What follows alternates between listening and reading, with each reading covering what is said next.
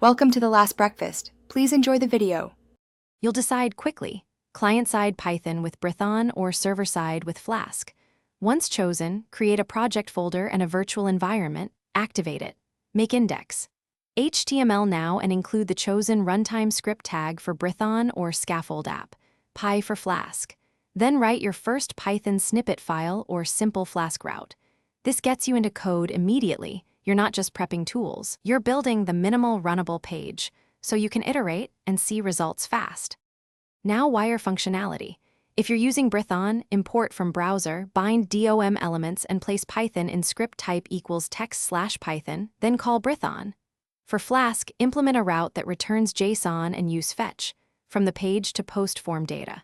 Make handlers that read form values, process them, and return results. Once done, test interactions. Click buttons, submit forms, and watch responses, update the DOM or console so you confirm the end-to-end flow. Complete by testing across browsers and deploying. For Flask, run a WSGI server. For client-side, host static files and any API endpoints. Make sure script tags use type equals text/Python for Brython and that you call Brython on load. For Pyodide, load packages before executing code. If things go wrong, inspect the console and network tab. Common issues are cores, wrong MIME types, or missing runtime initialization. One tip: reproduce the error locally with DevTools open to see exact stack traces. Thanks for watching. If this was helpful, leave a like and consider subscribing. See you next time.